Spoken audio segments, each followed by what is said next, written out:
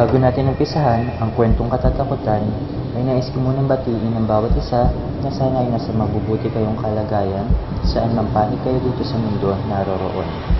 Nais ko na ipabatid na ang kwentong matutunghayan ay hanggang mula sa totoong buhay at karanasan. Now with no further ado, let's start and be scared.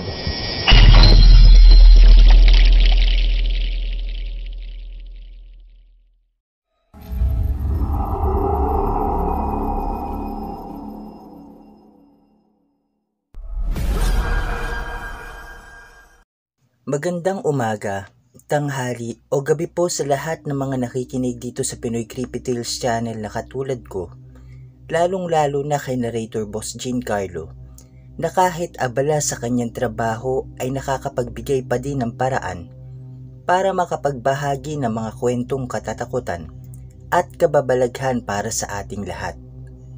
Tawagin niyo na lamang po ako sa pangalang Andoy mula sa isang bayan sa Davao. At nais ko lamang pong ibahagi ang aking personal na karanasan na magpasa hanggang ngayon ay nagbibigay pa din ng kilabot sa aking buong pagkatao. Ito po ay nangyari taong 1998 sa aming lugar at ako ay nasa 8 gulang na at bukas na ang aking kaisipan sa mga katatakutan o kababalaghan. Ang lugar namin ay masasabi kong malayo sa kabihasnan, lalong-lalo na nung mga taong aking nabanggit na talaga namang 5:00 pa lamang ng hapon ay nagsisipasukan na ang mga tao sa kani-kanilang mga bahay. At kami ng mga kaibigan ko na sina Elmo at Japoy, na likas na sabik sa mga pagbubalakbol, ay hindi alintana ang oras o kahit na abutan pa kami ng dilim sa lansangan. Isang araw ay napag-usapan at napagpasyahan naming manghuli ng mga gagamba sa kakahuyan para amin itong magamit pang pusta sa mga sugarol at maibenta ang iba pang mahuhuli naming mga gagamba. Sumapit ang itinakdang araw na kami ay manghuhuli ng mga gagambang 3 magkakaibigan at tandang-tanda ko pa na eksaktong 5:00 na yon ng hapon. Para po sa mga hindi nakakaalam, ang panghuhuli ng gagamba ay tuwing pagsapit ng gabi dahil kapag madilim na ang paligid ay tsaka sila mga nagsisilabasan o ang sabi nila ay mas madali daw kasing makita ang mga sapot na ginagawa ng mga gagamba. Nagkita-kita kami sa kanto ng aming sitio at agad din na nagtungo sa kakahuyan kung saan kami manghuhuling 3 at ang tanging mga dala lang namin ay flashlight na de baterya, tubig na nasa botelya at ang lalagyanan ng posporo kung saan ay doon namin ilalagak ang aming mga mahuhuli. Pagdating namin sa kakahuyan ay mabilis ding lumubog ang araw at tuluyan ng nagdilim ang buong kapaligiran na talaga namang aming hinihintay upang mas mapadali ang aming gagawing panghuhuli. Tutok na tutok ang mga atensyon at mga mata namin sa mga talahib, sanga, at kung ano-ano pa na nagbabaka sakaling makakita ng mga gagamba. Pero sa totoo lang ay medyo nakakarami na din naman kami ng aming mga nahuli. Hanggang sa hindi namin napansin na napasuong na kaming 3 magkakaibigan sa pinakasentro ng kakahuyan at hindi na namin namalayan ang paglipas ng bawat oras.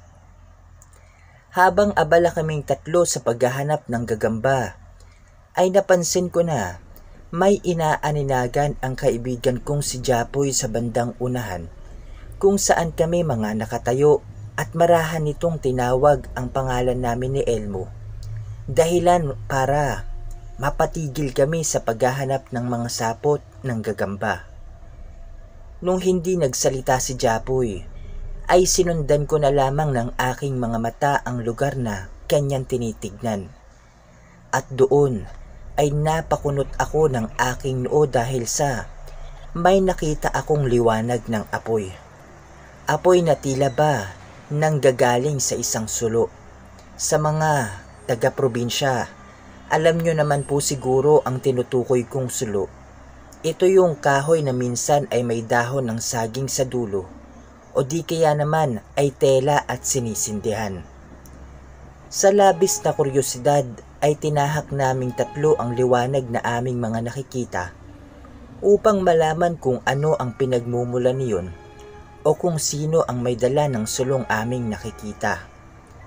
Nang marating namin ang kinaroroonan nito ay malayo-layo pa lamang nang makita namin ang isang babaeng may hawak noong sulo. Pinagmamasdan lang namin kung ano ang gagawin nito at halos mapanganga kaming tatlo nang bigla itong maghubad ng kanyang mga saplot sa katawan.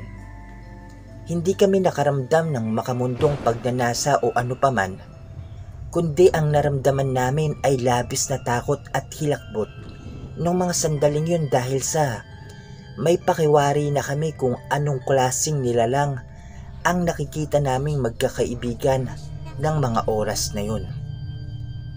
Pagkatanggal ng mga saplot ng naturang babae, ay doon din namin napansin ang botelyang dala nito na halos ipangligo na nito sa buo niyang katawan.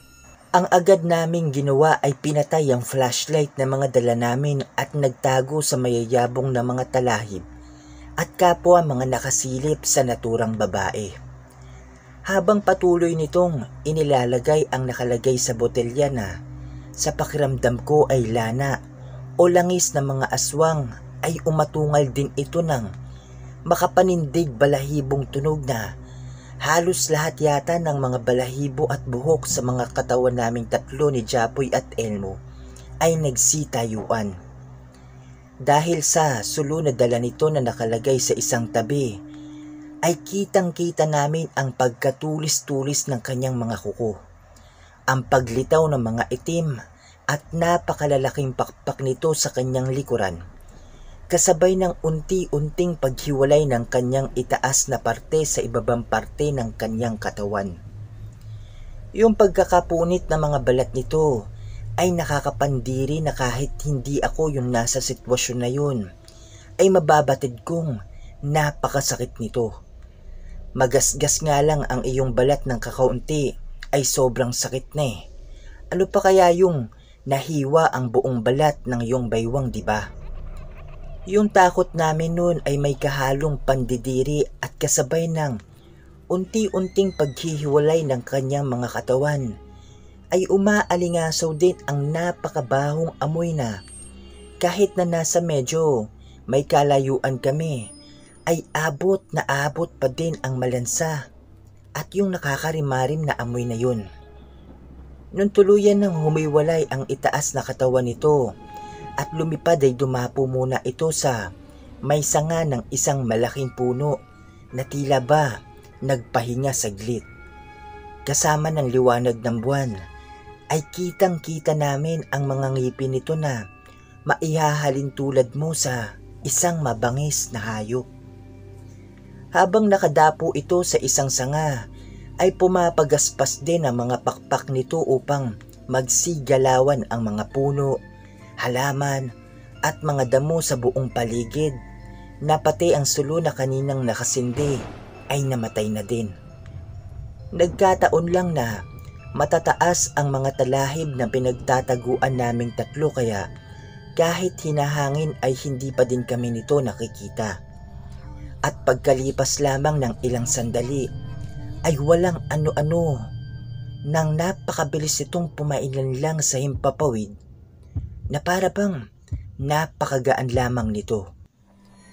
Hindi pa din kami mga nakakakilos o nakakapagsalita man lang dahil sa takot, kaba at labis na pagkalito. Hindi namin malaman kung tatakbo kami papauwi o maghihintay hanggang sa sumapit ang liwanag. Pero dahil sa takot ay hindi namin kakayanin na muli pa itong makita o masilayan man lang. At mabilis pa sa isang iglap ay nagsitakbuhan na kaming tatlo papalabas ng kakahuyan. Pero hindi pa man namin nararating ang kalahati ay naririnig na namin na may pumapagaspas sa itaas namin na tila ba mabilis ding nakasunod sa ginagawa naming pagtakbo. At kahit na hindi namin ito tignan o lingunin, ay pare-pareho naming alam na tatlong ito na ito yung manananggal na nakita namin kani-kanina lang. Ang hindi lang namin lubos na maisip ay inakala naming lumipad na ito papalayo, pero laking pagkakamali namin dahil nga habang tumatakbo kami ay nasa itaas na namin ito at nakasunod. Batid ko na hindi ito makababa ng husto o hindi kami nito madagit dahil sa mga punong nagsisilbing pananggalang naming magkakaibigan na ipinagpapasalamat ko naman. At nang tuluyan na kaming nakalabas ng kakahuyan, ay buong lakas kaming nagsigawan at mga humingi ng tulong. Hindi na namin alintana kung may makakarinig ba sa amin o wala, basta ang mahalaga ay makagawa kami ng ingay at nagbabaka sakaling lubayan kami nito sa paghabol. Hanggang sa nakarinig na kami ng mga kahulan ng mga aso na palatandaang malapit na kami sa mga kabahayan.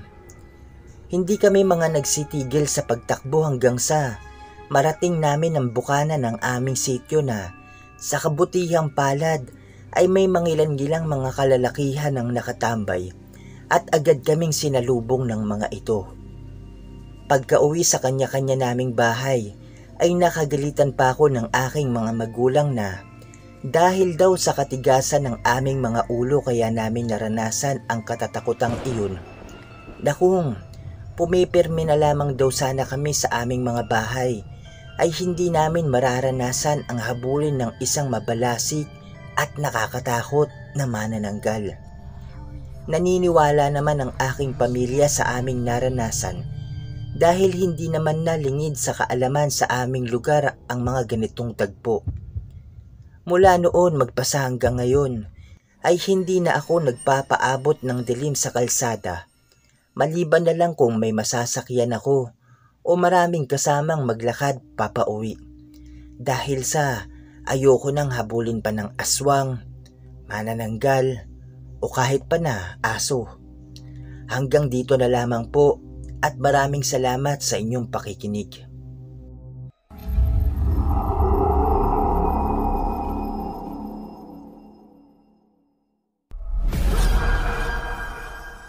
So yan po, magandang araw mga ka-Creepy Tales. Bago po natin tuluyan tapusin ang video na ito ay isang mabilisang shoutout po muna muli sa lahat ng mga nag-comment sa ating last update at sa ating mga new subscribers. Tulad po ng dati, babanggitin na lang namin ang inyong mga pangalan. Umpisa na po natin. Shoutout po to these following people. Hello po kay Boss Dong Yu, kay Miss Eva Soledad na pinapa-shoutout ang buong pamilya niya na palagi daw nakikinig, ang Soledad family sa Imus, Cavite. Kaya maraming salamat po sa inyo Miss Eva Soledad and sa Soledad family ng Imus, Cavite sa suporta, tiwala at pagtangkilik nyo po dito sa Pinoy Creepy Tales channel. Maraming salamat po. Sana wag kayong magsawang makinig ng mga kwentong ibinabahagi natin dito. At mag-iingat po kayo palagi and God bless you po. Yan, binabati ko rin po si Miss Mary Asilar, si Boss Pedro Tampos, si Miss Teresita Saironi, si Miss Ellie Gonzalez, si Miss John Sil Alviola. Kamusta na po kayo? Ayan, hello din po kay Miss Marichelle de Guzman, kay Miss Tessie Bautista na nakikinig din sa mga kwento natin. Hello din po syempre kay Miss Jude's Evening Star, kay Miss Sweet Lady Centeno, kay Boss Jamer Bellarmino ng Hong Kong, kay Miss Florita Peros, kay Miss Christine Olson na isa nating avid listener dito sa Pinoy Creepy Tales channel. Maraming salamat po Miss Christine Olson at mag-iingat po kayo palagi dyan sa Sweden. Ayan, binabati ko rin po syempre si Miss Gresilda Ebasitas, si Miss Maria Fumoto ng Osaka, Japan, nakasamang nakikinig ang kanyang auntie and cousin. Maraming salamat po sa inyo. Yan, binabati ko rin po syempre si Boss Arion Chris Ranke, si Miss Sarah King, si Boss Sherwin 12 Saragosa. Ayan, sabi niya nakikinig daw siya ngayon habang nasa biyahe. Ingat po kayo Boss Sherwin 12 Saragosa sa biyahe. And thank you po sa suporta at pakikinig nyo dito sa PCT channel. Ayan, binabati ko rin po syempre si Boss Lawrence Leanto. Kamusta na kayo, boss? Salamat po at hindi nyo nakakalimutan na makinig sa mga kwento natin o hindi nyo nakakalimutan suportahan itong PCT channel. Salamat po, Sir Lawrence Leanto. Ayan, binabati ko rin po syempre si Miss Marites Guevara, si Boss Jamer Belarmino ng Hong Kong, kay Boss Kitchen Project, maraming salamat po sa inyo. Shoutout din po kay Miss Anlin 30, kay Miss Teresita Saironi, kay Miss Secret Love and Life Confessions na isang Tagalog love story channel. Kung gusto nyo magpahinga sa mga kwentong katatakutan, punta lang po kayo sa Secret Love and Life Confessions. Pwede rin kayo magbahagi ng mga mga experiences nyo sa buhay o sa buhay pag-ibig kung meron man. Ayan, binabati ko rin po syempre si Miss Christy Horm, si Boss Creepy Shinigami, napakalupit nito. Isang Tagalog animated channel po. Nakalink po yung channel niya sa description box, Creepy Shinigami. Sana masuportahan nyo yung mga kwento, yung mga naibabahagi niyang video sa channel niya. Napakalupit po niyan, mag-subscribe po kayo. Huwag niyo po kong kalimutan na suportahan sila. Ayan, binabati ko rin po syempre si Miss Carmelita Mabanag, si Miss Janet Verga, si Miss Iris Tachibana, si Miss Ophelia Yasin, si Miss Sarah King, si Miss Mary Asilar. Maraming salamat po.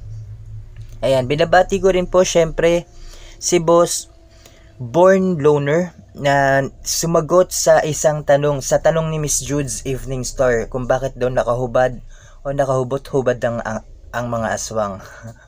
Ang sagot ni Sir Boss Born Loner, kaya daw nakahubad ang mga aswang ay dahil una, nagpapahid sila ng langis sa buong katawan. Ikalawa, hindi makakasagabal ang damit sa pagpapalit ng anyo. At ikatlo, maghuhugas na lang sila ng katawan na may bahid ng dugo ng mga biktima nang hindi na kailangan maglaban ng damit na duguan. May point. Yun, maraming salamat po sa sagot, Sir Boss Born Loner. Ngayon may idea na ako kung bakit sila lagi nakahubad. Ayan, hello din po kay Miss Nena Castro Black, kay Boss Kambal ni Red Rosal na monetize na daw ang isa niyang channel. Congrats po sa inyo. At salamat po, hindi nyo pa rin nakakalimutan makinig dito sa PCT channel. Ayan, binabati ko rin po syempre si Miss Miss Kristan Ali, si si Boss Beltran Danen Jr., si Miss Blue Rose, si Miss Louisiana Gutter Girl, si Boss Olvidare at si Miss Ana Francisco. Ayan, maraming salamat po. At sa mga patuloy po na nakikinig, tumatangkilik, naghihintay sa mga kwentong ibinabahagi natin, maraming salamat po. Sa mga magsasubscribe pa lang, huwag niyong kalimutan na i-share at i-like itong video natin. At maraming salamat po sa inyo lahat, lalong-lalo na po sa mga kababayan nating OFW na nasa iba't ibang panig ng ating mundo. Mag-iingat po kayo palagi hanggang sa susunod po na kwentuhan, takutan at kababalaghan, mga ka-creepy tales, and God bless you all po. Ayan. Maraming salamat sa mga nakikinig at makikinig pa lamang. Nakalagay sa description box ang email kung saan pwede kayong magpadala ng mga nakakatakot na karanasan at kababalaghan. Huwag po natin kalimutan mag-subscribe, i-share at i-like ang video. Comment down below para sa mga shoutouts sa next video. Until next time everyone, happy creepy tales!